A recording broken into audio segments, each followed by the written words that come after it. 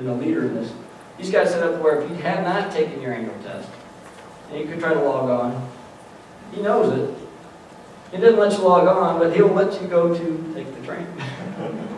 So yes, excellent. I've got time maybe a couple more questions. Sure. I've heard John Stroyford speak several times, and part of what his process is to take the vulnerabilities that are out there and to order them and figure out which are the worst, and then patch the worst first, which is a good risk analysis or risk process to take care of your worst problems first. However, one thing that concerns me, number one, is that most of the patches are, by and large, looking at the networks and not the applications. And the second part is, I'm just afraid that overselling this process of patching is going to give a false sense of security. So those are my two big concerns. Mark, excellent point. I know that one of the things when we were looking at refining our definition, Peter, was talk about risk and then called out applications specifically to try to highlight the issues within the application itself. Don't let ourselves be fooled here. The CMRS is not the silver bullet, the end-all be-all to protect your networks at 100%. But I will tell you though is if we know all of our weaknesses right now and just say Windows-based operating system, we can just scope it back to even just that. License where we're standing at today and have the ability to quantify where we're at, we will be a large step down the road to having dramatically improved our overall network security posture. But as we continue down this path, it's the people, the processes, and the technology. So we know we got the not only is everybody trained up, but now you can start going into, hey, are your high-level system administrators, do they have the OS certificates, not just the generic certificates that they can really nail down, so we can get those highly motivated, high-speed system administrators who are watching the networks, the red team's worst nightmares out there. But yes, so there's going to be things that you cannot check through a scan, plain and simple.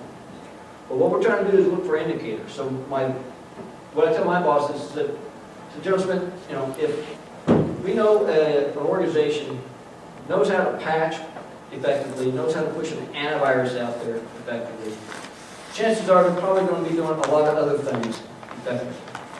But boss, I got to tell you, there's organizations out there today that don't know how to patch, don't know what an antivirus is. We need to go pay those folks a visit like yesterday.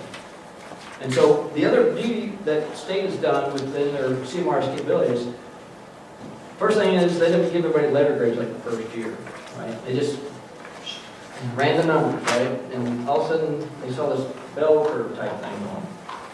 And so that's when they said, okay, so they knew when they first implemented, everybody was woefully out of compliance. But you did have some people that kind of knew what antivirus was about. And you had those that didn't have a clue, right? So they gave those that knew what an antivirus was an A, and those that were clueless, the C minuses or whatever, right? But then after everyone said, okay, they got antivirus going, everybody started getting the B's and the A's, and next year come around, I love it. They raised the bar. They know, last year was okay to get an A with just antivirus, this year you got to know how to patch, right? So now we're going to do patching. So those that knew how to patch got the A's, so they can gradually raise the bar. But you're absolutely right. So we can't just fool ourselves and say, listen, I got an A on my report card, so nobody's going to hack me. So guess what? There's a will, there's a way, the persistent threats are out there, you're going to get whacked. But what I want to prevent is all those attacks that we could have avoided. And right now there's a lot of them are out there that we're getting whacked every day with that can be, should have been prevented. Let's say one more question. Sir? What's been the receipt by the major subordinate command and the further you work down the system, how have they received this effort? Are they full contributors to it? They believe in it? They find it's really added value as we're starting to move towards being able to eliminate those 36 months of games? All right. So what's the user community's feedback been on this particular effort? Well, since I started off with a small coalition, and my good drinking buddy. So I felt pretty safe that I was going to get their buy-in. But they also were pretty smart guys, and Dave Sherwood was one of those folks out at USPAC, as another one was Rick Walsh out of Army Material Command. So they made sure I didn't get any wild, high-brain Pentagon ideas up my ass that said we got to really go out and do all this type of stuff. So they kept me pretty well grounded. But so I have not done a lot of these presentations with the room of system administrators.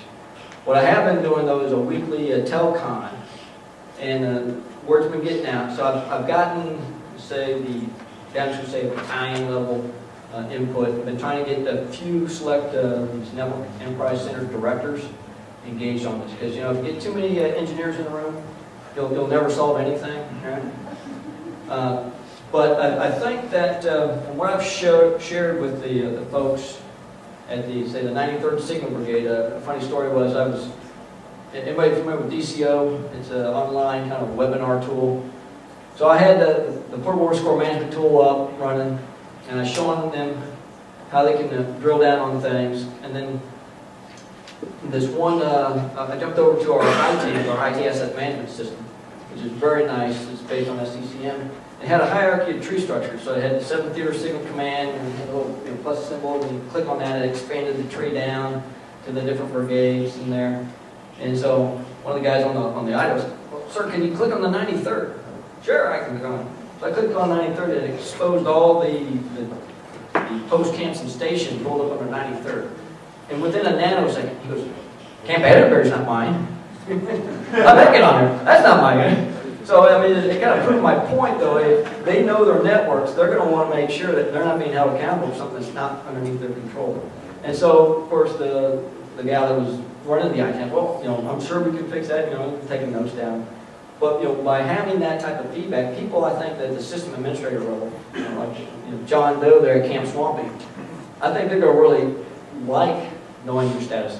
The problem's going to be is the fact that you're going to push a patch out, right? And you're going to go back out to your scorecard. You want to see your B minus go to a B plus or an A in the next 24 hours, right? Well, because of the scanning and the polling and the reporting, it may be a week, 2 weeks, maybe 30 days. That's a long time to wait to get your test results back, right? Damn, I took that CISP course yesterday, and now I got to wait for 2 damn weeks to get my results back. And I'm going to pull my hair out, right? But yeah, so I think overall, by making sure that the data itself is authoritative, that they have buy-in, that's something that state was very important about making sure they did, was that the system administrators also, yep, those are my kids out there, yeah, they're ugly, but they're my kids, and I gotta claim them, right? So, but I do appreciate the time, and Harm, thank you very much for allowing me the opportunity to come out here. I'm sorry I can't stay. It looks like a great venue of speakers this week, and some good social activities in the evening. I wish I could stay longer for that, but I'm sure I'll see some of you guys around later. Take care. Thank you. Thank you.